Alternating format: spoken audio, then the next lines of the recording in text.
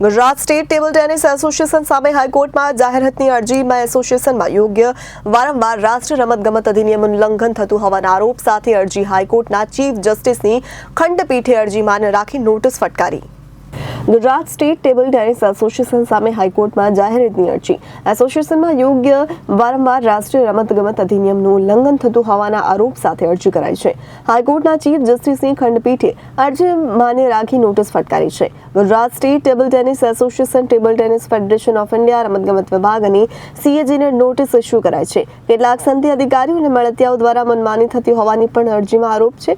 25 જુલાઈએ યોગ્ય જવાબ સાથે કોર્ટમાં હાજર થવા ફરમાન કરાયો છે।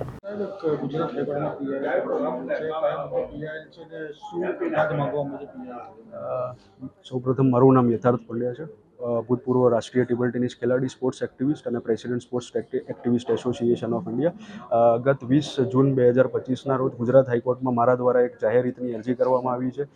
આ જાહેરહિતની અરજી ગુજરાત ટેબલ ટેનિસ એસોસિએશનની વિરુદ્ધમાં છે અને 20 જૂન 2025માં કોર્ટમાં સુનાવણી દરમિયાન ગુજરાત હાઈકોર્ટના મુખ્ય ન્યાયાધીશ સુનીત અગ્રવાલ મેડમની ખંડપીઠે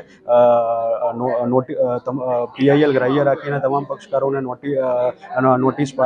નોટિસ પાઠવીને તમામ પક્ષકારોને પોતાનો જવાબ રજૂ કરવાનો કીધો છે। આ સુનાવણી 25 જુલાઈના રોજ મુલતવી રાખવામાં આવી છે। હવે આ પીઆઈએલ ફાઇલ કરવાનો મુખ્ય ઉદ્દેશ એટલા માટે છે કે જેમાં આ સંસ્થા દ્વારા ગુજરાત ટેબલ ટેનિસ એસોસિએશન દ્વારા વર્ષોથી રાષ્ટ્રીય રમતગમત અધિનિયમ 2011 એટલે કે national sports development code of India 2011નું ઉલ્લંઘન કરવામાં આવી રહ્યું છે।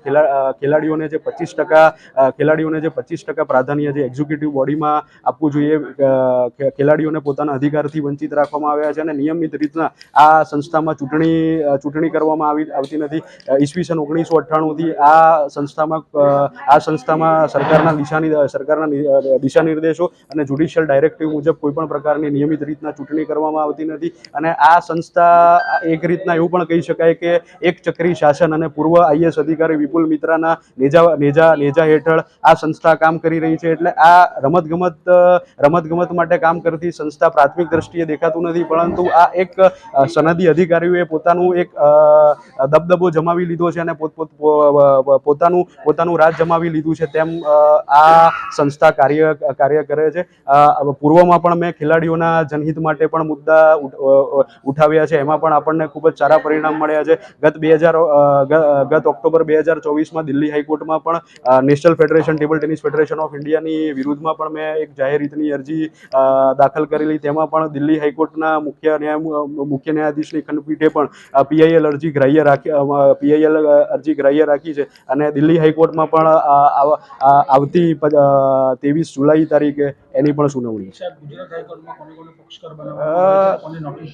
ગુજરાત હાઈકોર્ટમાં મુખ્યત્વે પક્ષકારમાં Gujarat table tennis association, table tennis federation of India અને ત્રીજું પક્ષકાર તરીકે કેન્દ્ર સરકારનો રમતગમત વિભાગ એ મુખ્ય પક્ષકાર છે, જેમને કોર્ટે નોટિસ ભજવીને પોતાનો જવાબ રજૂ કરવા માટેનું કહ્યું છે।